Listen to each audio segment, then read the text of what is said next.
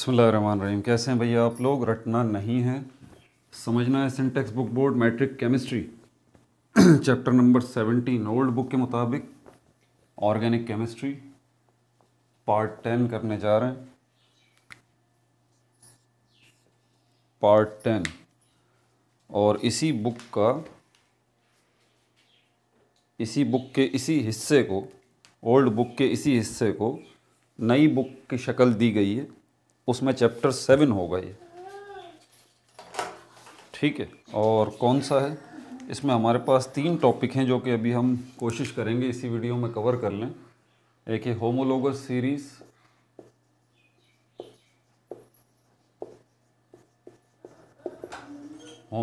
Series, दूसरा है हमारे पास आइसोमेरिज्म,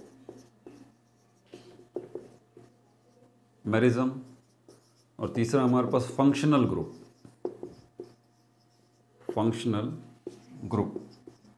स्ट्रांगली रिकमेंड करूँगा आगे बढ़ने से पहले, नए बच्चे हैं, अभी ज्वाइन किया है, पिछली वीडियोस नहीं देखी हैं तो लाजमी देख लें, ख़ास तौर पे इन्हीं कॉन्सेप्ट्स को समझाने के लिए। Homologous series, isomerism, functional group और आगे हाइड्रोकार्बन की क्लासिफिकेशन।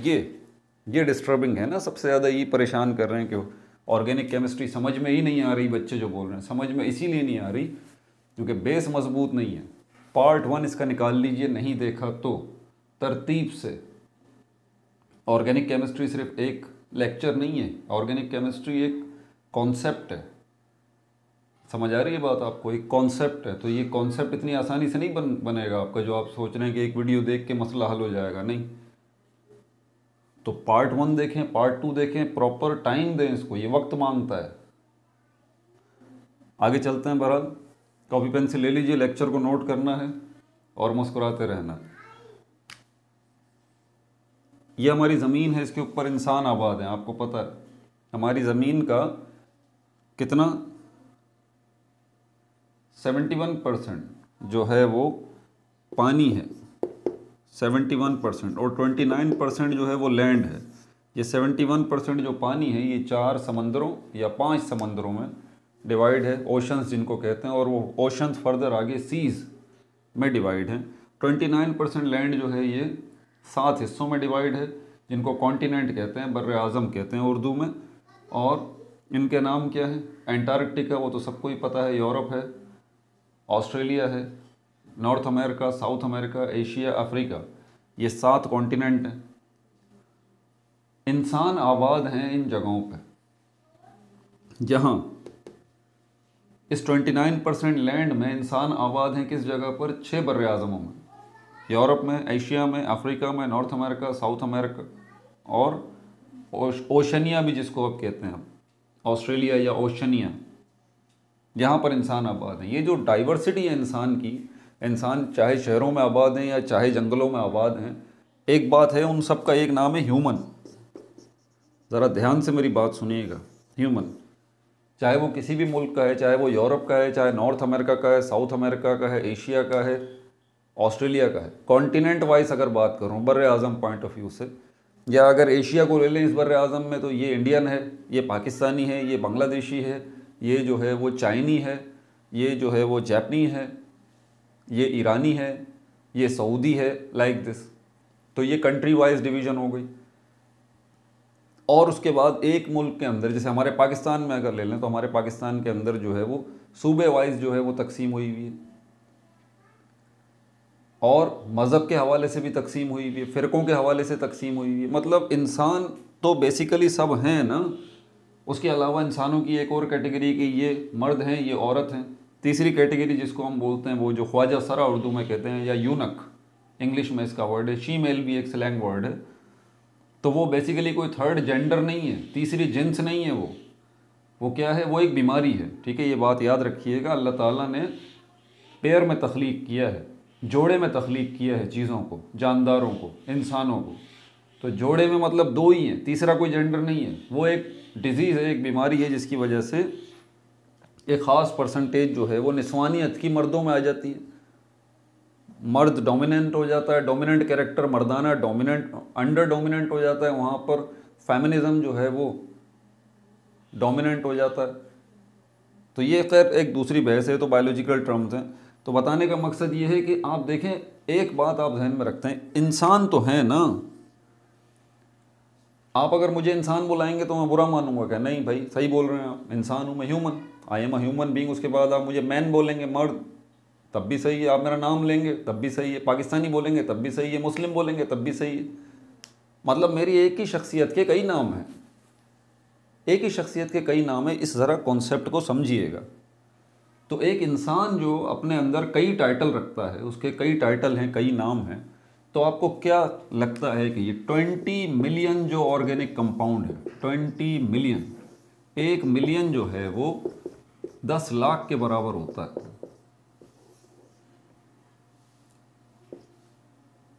10 लाख, तो इसका मतलब 10 मिलियन जो है वो कितने हो गए? 1 करोड़ के बराबर। और 20 मिलियन कितने हो गए? 20 करोड़ के बराबर। तो 20 crore, 20 million is equal to 20 crore, sorry 2 crore. क्या फिगर मैंने बताया? 20 मिलियन, यानी कि 2 करोड़ के लगभग क्या हैं? ऑर्गेनिक कंपाउंड्स हैं, organic compounds, organic compounds. Compound हमारे पास इनऑर्गेनिक भी हैं, ऑर्गेनिक भी हैं। ज़रा ध्यान से मेरी बात सुनिएगा और इस चीज़ को रियलाइज़ कीजिएगा मैं क्या समझाना चाह रहा हूँ। अगर पूरी दुनिया में, मैं कहता हूँ कि पूरी दुनिया में जो है वो 100 इंसान हैं और उसमें से 90% ख़वातीन हैं, 10% मर्द हैं, तो आपको आसानी से बात समझ में आ जाएगी। हाँ सर, आसान बात है, बिल्कुल। पूरी हमारी दुनिया में कितने इंसान हैं?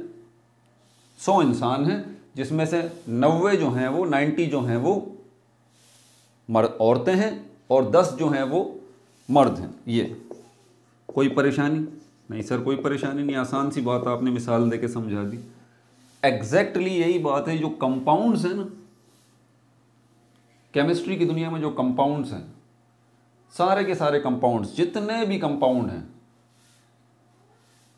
सब के सब वो 90% कंपाउंड, ध्यान से सुनिएगा, 90% कंपाउंड जो हैं, 90% कंपाउंड, 90% कंपाउंड ऑर्गेनिक हैं, ऑर्गेनिक हैं, ऑर्गेनिक कंपाउंड्स। हैरान रहेगा ये बात सुन के? Yes it is. 90% कंपाउंड्स जो हैं वो ऑर्गेनिक हैं, सिर्फ 10% कंपाउंड्स जो हैं वो इनऑर्गेनिक हैं, इनऑर्गेनिक,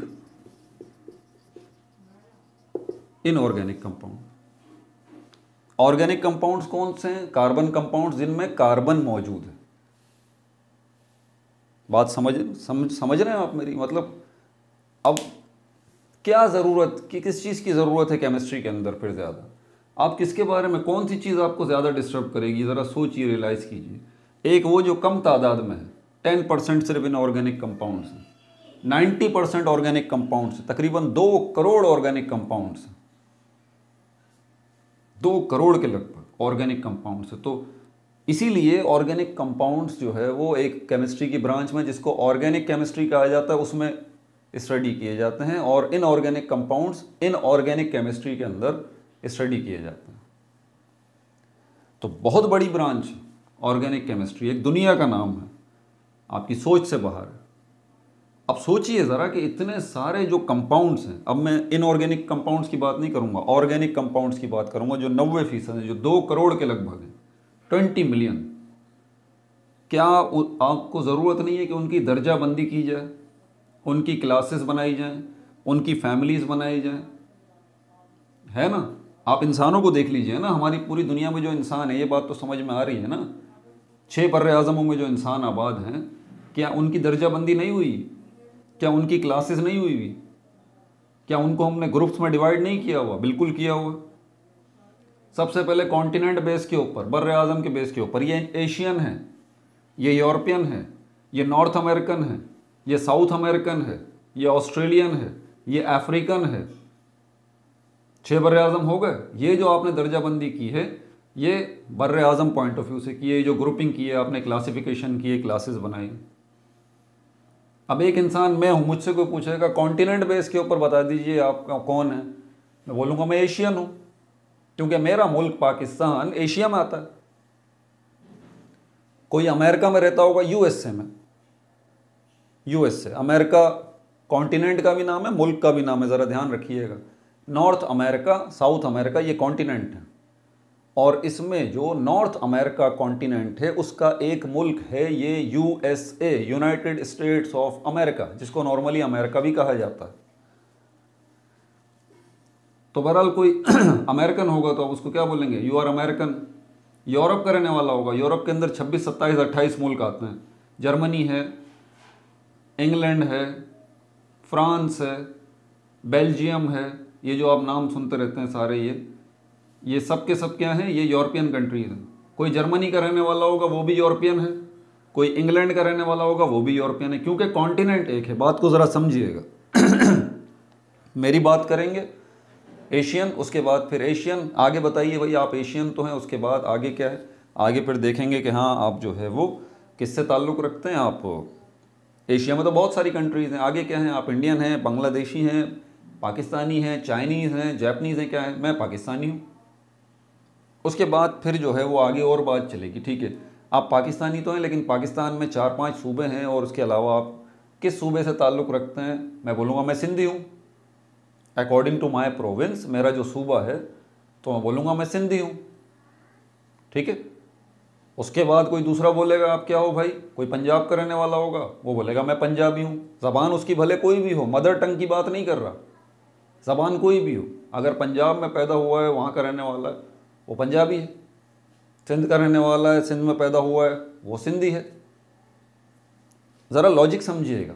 तो उसकी ये क्या समझाना मैं आपको चाह रहा हूँ, मैं आपको ये बता रहा हूँ कि एक ही इंसान के इतने सारे टाइटल हैं। वो एशियन भी है, वो पाकिस्तानी भी है, वो मुस्लिम भी है। अगर मज़हब पॉइंट ऑफ व्यू से देखें तो सारे इंसान दुनिया में मज़हब पॉइंट ऑफ व्यू से भी तो हैं, हिंदू हैं, मुस्लिम हैं, बुद्धिस्ट हैं, ठीक है, ज्यूज़ हैं, क्रिश्चियंस हैं, और एथिस्ट भी हैं। एथिस्ट वो होते हैं जो किसी मज़हब को मानते नहीं हैं। तो ये भी तो कैटेगरी है ना, ये तो क्लासिफिकेशन है। मैं आपको ये बात समझाना चाह रहा हूँ, एक शख्सियत के इतने सारे टाइटल हैं, एक शख्सियत के इतने सारे टाइटल हैं, मुस्लिम, एशियन, पाकिस्तानी, सिंधी, और एक और जो टाइटल है, और मेरा शहर हैदराबाद है तो आप मुझे हैदराबादी भी बोल सकते हैं। इतने सारे नाम एग्जैक्टली यहाँ पर जब इतने सारे इंसान हमारे पास दुनिया में हैं, उनको हमने क्लासिफाई किया हुआ है, उनकी फैमिलीज़ बनाई हुई है सारे इंसानों की, उनकी दर्जाबंदी कर रखी है। तो आप सोचिए ज़रा कि ये जो 2 करोड़ के करीब ऑर्गेनिक कंपाउंड्स हैं, क्या इनकी यहाँ ज़रूरत नहीं है कि हम उनकी क्लासेस बनाएं, हम उनकी क्लासेस बनाएं, हम उनकी फैमिलीज़ बनाएं। फैमिलीज़ बनाने से सहूलत हो जाती है ना, क्लासेस बनाने से सहूलत हो जाती है, ग्रुपिंग बनाने से सहूलत हो जाती है। आप आसानी से आइडेंटिफाई कर सकते हैं किसी शख्सियत को, स्टडी कर सकते हैं, उस पर वर्कआउट कर सकते हैं। ग्रुप बनाने से ये फ़ायदा होता है। तो यहाँ पर ये जो ऑर्गेनिक कंपाउंड्स हैं 2 करोड़ के लगभग, हमें भी ज़रूरत है कि हम इनको मुख्तलिफ़ क्लासेस में, मुख्तलिफ़ ग्रुप्स में डिवाइड करें, मुख्तलिफ़ फैमिलीज़ में डिवाइड करें। होमोलोगस सीरीज़ जो है वो क्या है, सीरीज़ मतलब फैमिली, सीरीज़ मतलब फैमिली। ऑर्गेनिक कंपाउंड्स को आप जो है मुख्तलिफ़ फैमिलीज़ में तकसीम करने जा रहे हैं। बैठा दूँ इसको, मुख्तलिफ़ फैमिलीज़ में तकसीम करने जा रहे हैं, डिवाइड करने जा रहे हैं। बहुत बड़ा कॉन्सेप्ट है ये, बहुत बड़ा कॉन्सेप्ट। होमोलोगस सीरीज़ मतलब फैमिलीज़। आसान लफ्ज़ों में इसको हम इजी करें तो फैमिलीज़ ऑफ ऑर्गेनिक कंपाउंड्स,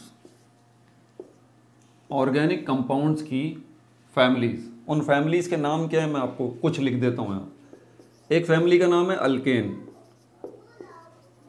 दूसरी फैमिली का नाम है अल्कीन, तीसरी फैमिली का नाम है अल्काइन, चौथी फैमिली का नाम है अल्कोहल्स, पांचवी फैमिली का नाम है alkyl halides,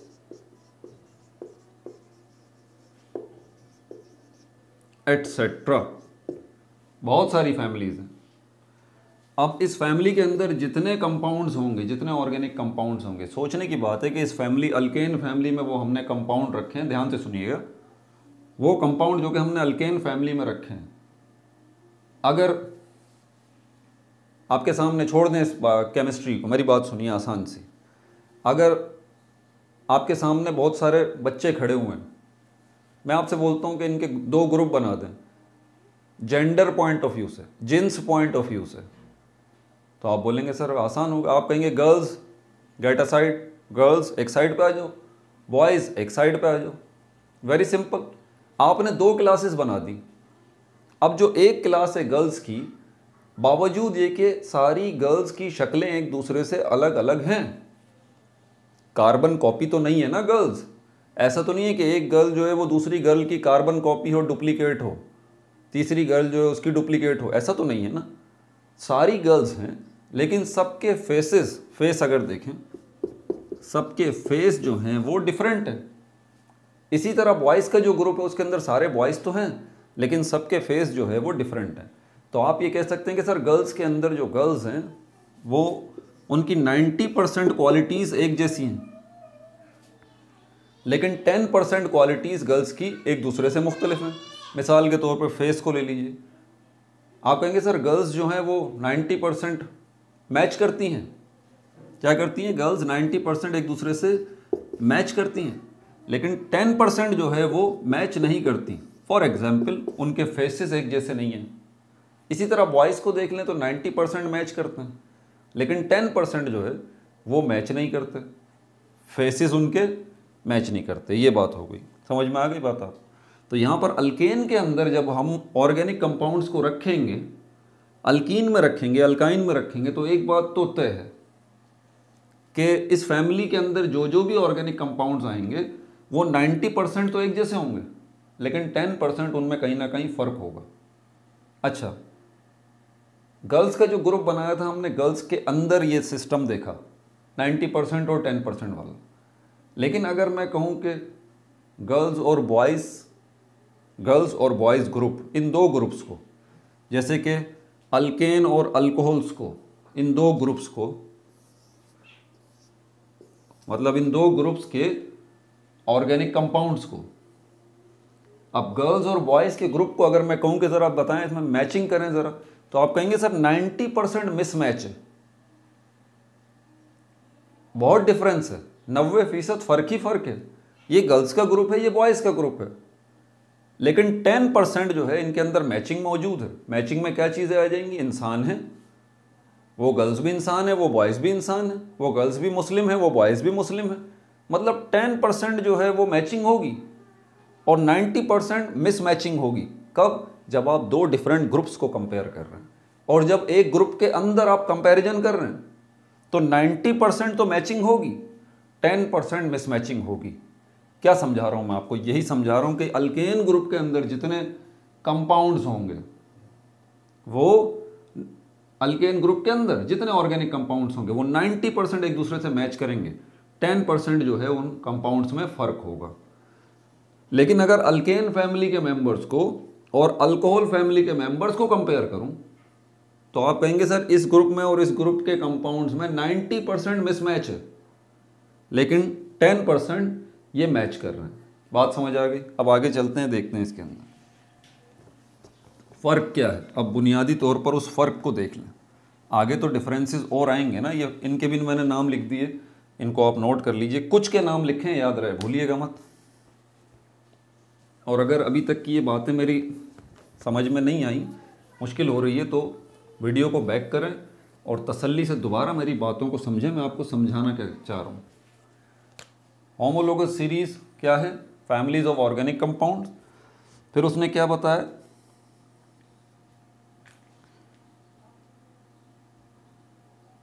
whose members are closely related in molecular structure. Members, families whose members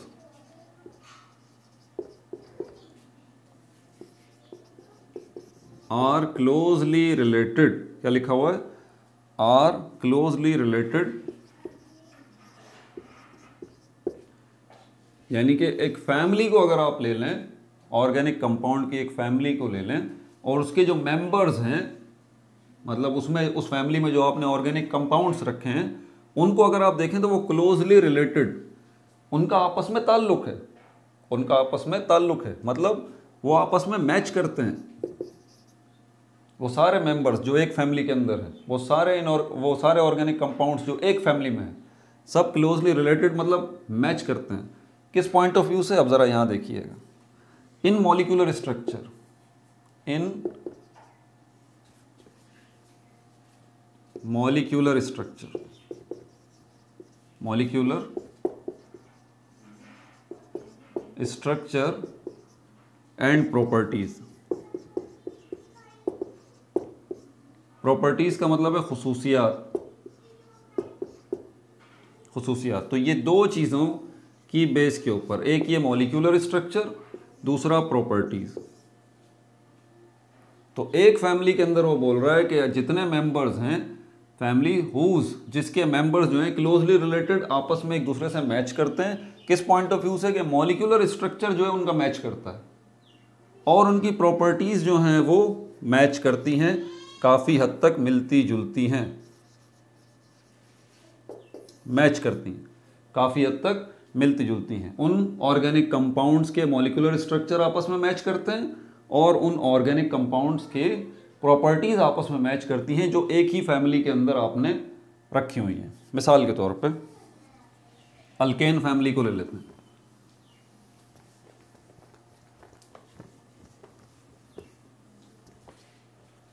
alkane family,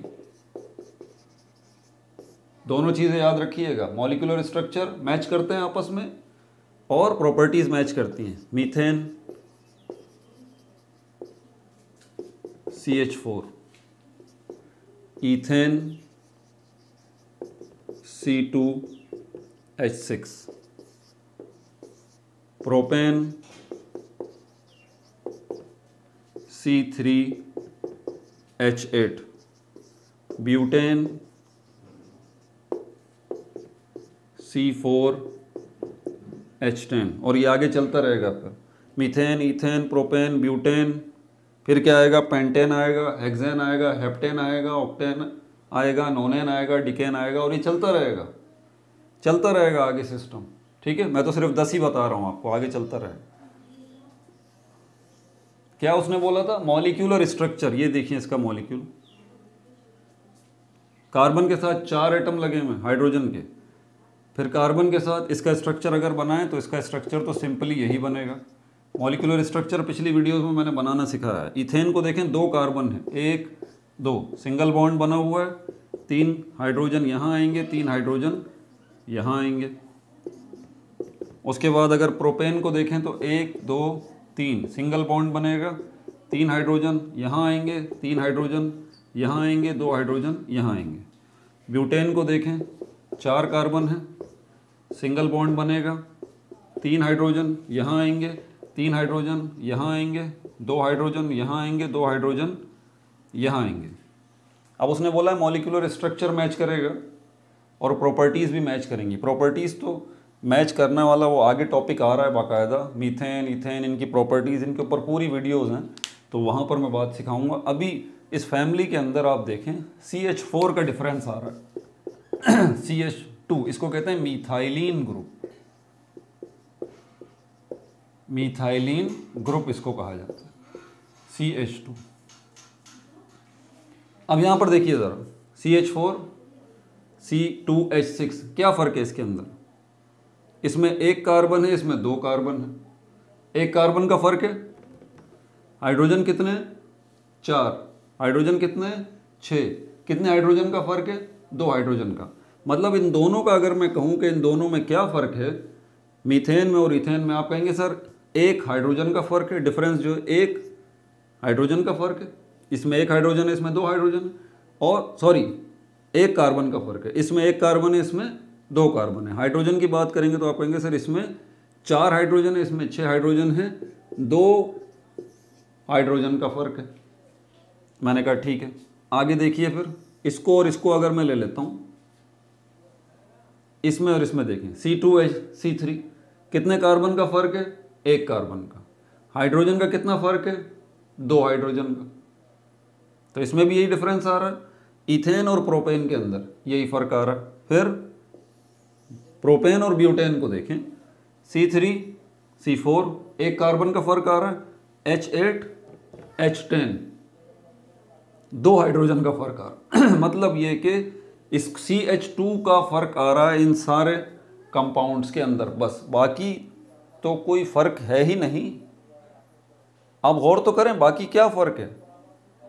single covalent bond, single covalent bond, यहाँ पर भी कार्बन, यहाँ पर भी कार्बन, यहाँ भी हाइड्रोजन, यहाँ पर भी हाइड्रोजन, इनके भी लास्ट में CH3 आ रहा है, CH3 आ रहा है। सब चीज़ें तो मैच कर रही हैं। स्ट्रक्चरल फार्मूला देखें कितना मैच कर रहा है। एक फार्मूले का दूसरे फार्मूले से जो फर्क नज़र आ रहा है आपको, वो सिर्फ इस मिथाइलिन ग्रुप का है, CH2 का है। समझ में आ गई बात आपको? तो ये वो फर्क बता रहा है आपको। ये अल्केन का बताया है मैंने। अब अल्केन फैमिली का भी निकाल दूं, अगर यहाँ पर मीथेन है, इसको मीथीन कर देता हूँ, इसको इथीन कर देता हूँ, इसको प्रोपीन कर देता हूँ, इसको ब्यूटीन कर देता हूँ। ये कौन सी फैमिली है? अल्कीन, जिसमें डबल बॉन्ड है। ठीक है, जिसमें डबल बॉन्ड है। अच्छा सॉरी, अल्कीन फैमिली के अंदर मीथीन तो होता ही नहीं है, इसको मिटा देते हैं, ये होता ही नहीं है। ठीक है ना, ये याद रहे, अल्कीन फैमिली के अंदर मीथेन से मीथीन नहीं होता, तो इसको मिटा देते हैं। इथीन से शुरू होती है अल्कीन फैमिली, 1 2 3, इथीन से शुरू होती है अल्कीन फैमिली, ये मत भूलिएगा। अब इथीन है तो कार्बन कितने हैं? दो, एक ये रहा। ENE इसका मतलब डबल बॉन्ड। अगर मैं यहाँ डबल बॉन्ड लगा देता हूँ तो अब देखें, कार्बन को 4 बॉन्ड बनाने होते हैं, तो ये कार्बन है 4 बॉन्ड बनाएगा। इस कार्बन ने 2 बॉन्ड तो इस कार्बन के साथ बना लिए, 2 और बॉन्ड किसके साथ बनाएगा? 2 हाइड्रोजन के साथ। कितने हाइड्रोजन लगे हुए हैं? 3। तो अब आपको 3 के बजाय 2 हाइड्रोजन लिखने पड़ेंगे। बिल्कुल इसी तरह इस कार्बन को देखें, 4 बॉन्ड बनाने, 2 इसने इसके साथ बना लिए, 2 बॉन्ड और बनाने, उसके लिए 2 हाइड्रोजन चाहिए, 3 लिखे हुए, 2 कर दें। यहाँ अब क्या फर्क आएगा फॉर्मूले के अंदर? यहाँ आएगा C2H4, C2H4, ये इथीन का हो गया। ये किसका हो गया? इथीन का हो गया। ये अब अल्कीन फैमिली को डिस्कस कर लो। अब प्रोपीन की तरफ चलते हैं। 3 कार्बन होंगे, प्रोपीन, डबल बॉन्ड कहीं तो लगाना है, यहाँ लगा देता हूँ डबल बॉन्ड। अगर मैंने यहाँ डबल बॉन्ड लगाया है, इसका सिस्टम थोड़ा सा मुश्किल है, ध्यान लगाइएगा। लास्ट वाले कार्बन को देखें पहले, कितने बॉन्ड बनाएगा? 4। 2 तो इसके साथ बना लिए इस कार्बन के साथ, तो 3 हाइड्रोजन नहीं चाहिए, 2 हाइड्रोजन चाहिए। अब इस कार्बन को देखें, 4 बॉन्ड बनाएगा, एक इसने इसके साथ बनाया हुआ इस कार्बन के साथ, एक बॉन्ड इसने इस कार्बन के साथ, 2 बॉन्ड इस कार्बन के साथ बनाया। सेंटर वाले ने एक इस कार्बन के साथ बनाया हुआ और 2 बॉन्ड इसके साथ बनाए हुए, तो इसको हाइड्रोजन फिर 2 नहीं चाहिए, इसको हाइड्रोजन 1 चाहिए। क्लियर हो गई? 2 बॉन्ड इस कार्बन के साथ, एक इसके साथ, एक हाइड्रोजन चाहिए। फिर अब इस कार्बन को देखें, 4 बॉन्ड इसको भी बनाने, 1 बॉन्ड इसने इस कार्बन के साथ बनाया हुआ है, अब 3 हाइड्रोजन चाहिए इसको, तो ये 3 हाइड्रोजन इसके साथ सही लगे हुए। तो इसका फॉर्मूला क्या बनेगा? 3 हाइड्रोजन तो हो गए, सॉरी 3 कार्बन तो हो गए, हाइड्रोजन कितने लगेंगे यहाँ पर? हाइड्रोजन गिनती कर लें, 3 ये रहे, 1 ये रहा 4 और 2 ये रहे 6।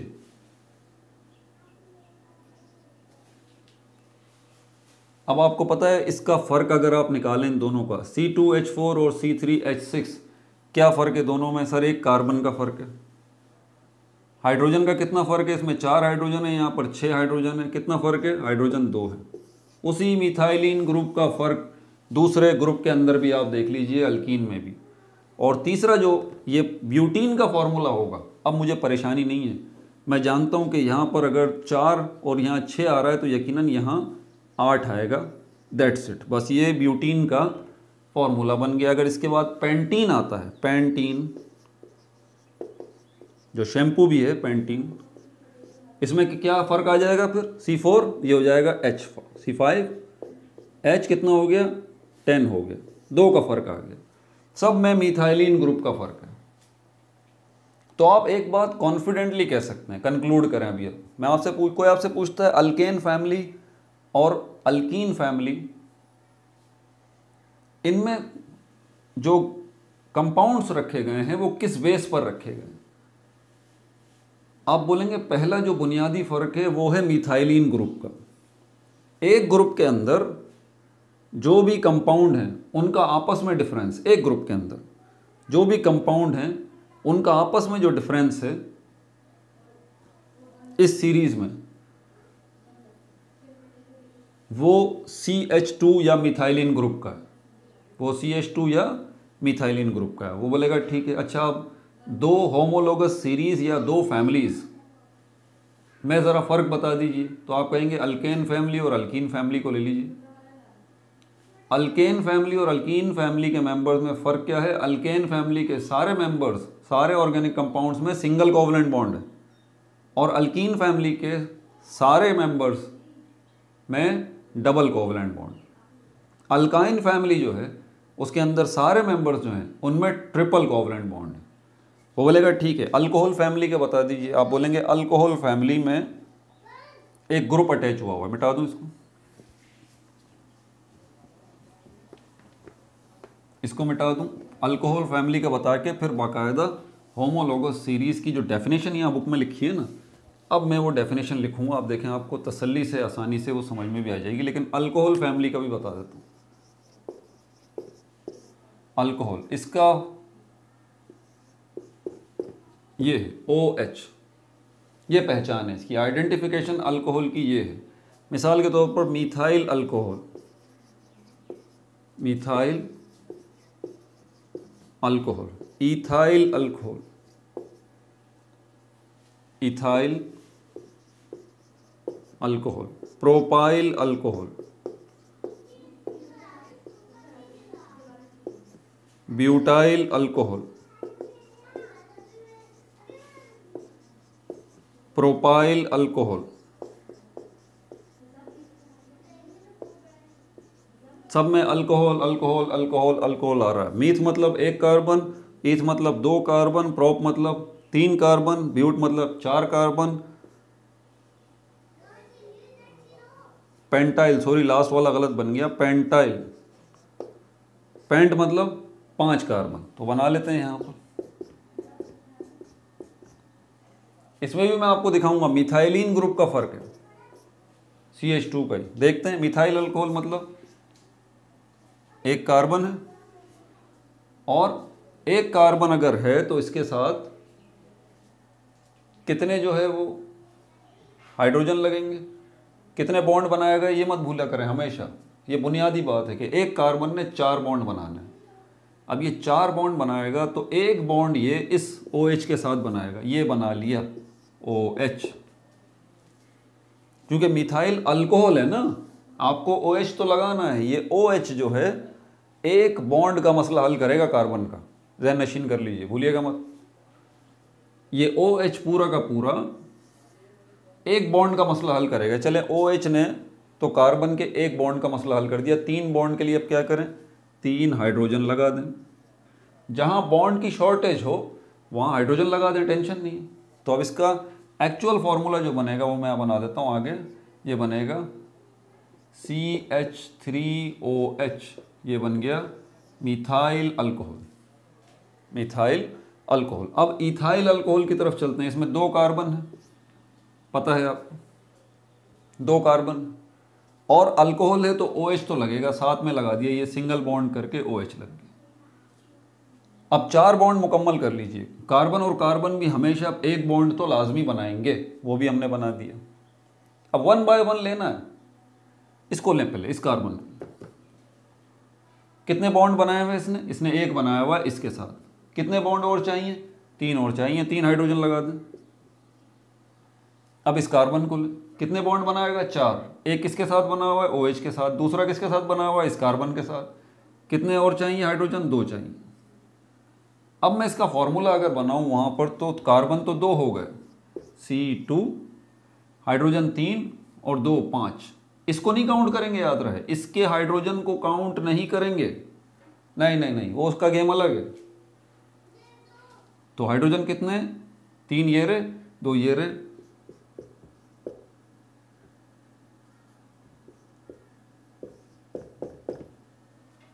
C2H5 बन गया इसका केमिकल फॉर्मूला, C2H5OH।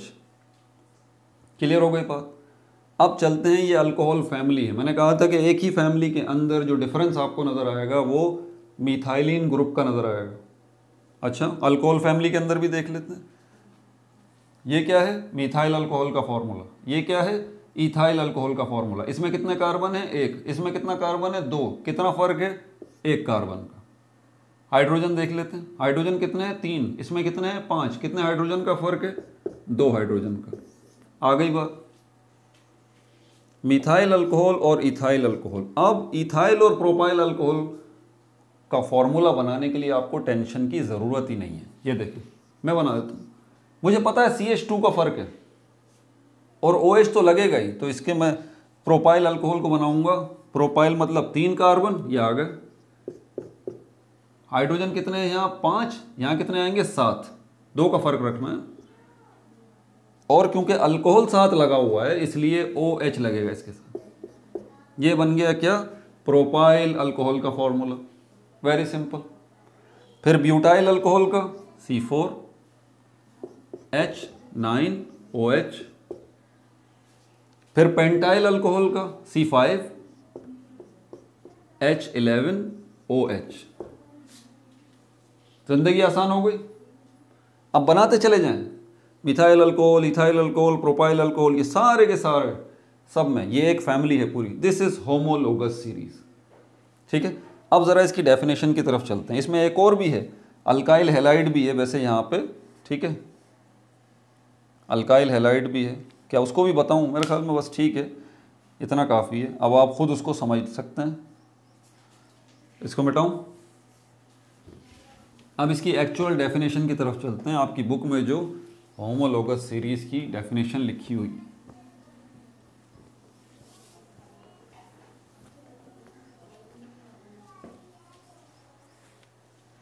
क्या डेफिनेशन लिखी हुई है होमोलोगस सीरीज की? A homologous series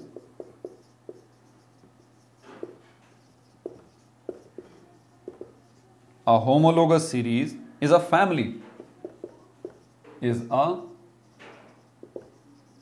family of similar organic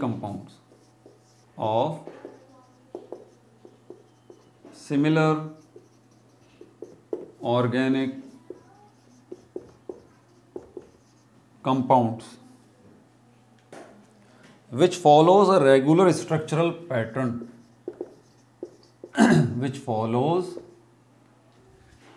a regular structural pattern in which each successive member, जिसमें each हर सक्सेसिव मेंबर, आने वाला member, successive member has a difference of